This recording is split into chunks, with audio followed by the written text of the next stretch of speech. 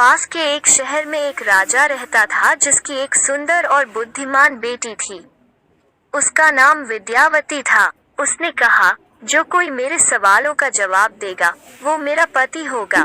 कई राजाओं, योद्धाओं और विद्वानों ने उसके सवालों का जवाब देने की कोशिश की, लेकिन वे नहीं कर सके। उन्हें निराश होकर जाना पड़ा।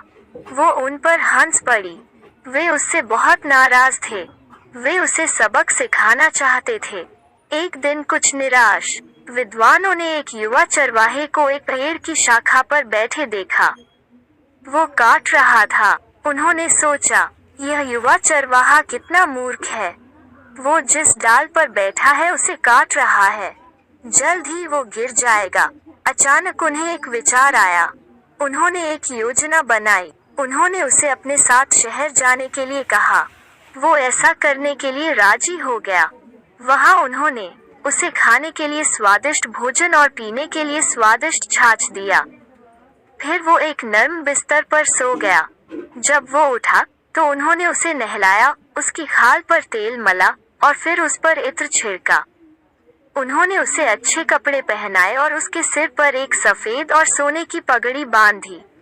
गरीब अनपढ़ चरवाहा अब एक महान विद्वान की तरह लग रहा था। फिर उन्होंने उससे कहा, सुनो चरवाहा, हम तुम्हें राजा के महल में ले जा रहे हैं। वहाँ राजकुमारी तुमसे सवाल पूछेगी, जवाब मत दो, अपने हाथों से कार्रवाई करो, बाकी हम करेंगे। चरवाहा सहमत हो गया। चरवाहा और विद्वान लोग महल में पहुँचे। पहरेदार उन्हें राजकुमारी के पास ले गए। सुंदर कपड़े पहने युवक को देखकर विद्यावती हंस पड़ी। उसने सोचा, एक और मूर्ख अपनी किस्मत आजमाने आया है।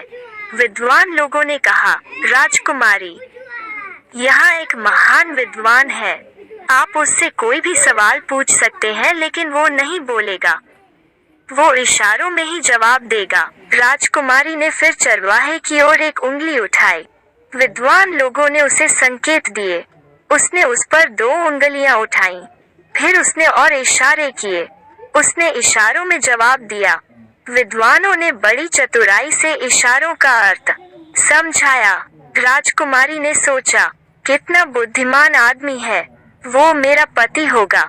अगले दिन राजकुमारी ने उससे शादी कर ली। शादी खत्म होने के बाद उसे बड़ा झटका लगा। उसने पाया कि युवा विद्वान एक अनपढ़ चरवाहा था। वो फूट फूट कर रोने लगी। वो समझ गई थी कि विद्वानों ने उसके साथ छल किया है। वो अब क्या करने वाली थी? वो एक मूर्ख पति के साथ कैसे रहने वाली थी? अंत में उसने एक योजना के बारे में सोचा। उसने अपने पति से कहा, आज रात काली मंदिर में जाओ और अंदर से दरवाजा बंद करो। आधी रात को देवी काली दरवाजे पर दस्तक देंगी और आपसे उसे अंदर जाने के लिए कहेंगी। उसे बताएं कि आप दरवाजा तभी खोलेंगे जब वो आशीर्वाद देगी। तुम बुद्धि से अगर देवी सहमत है तो दरवाजा खोलो और उसे अंदर आने दो।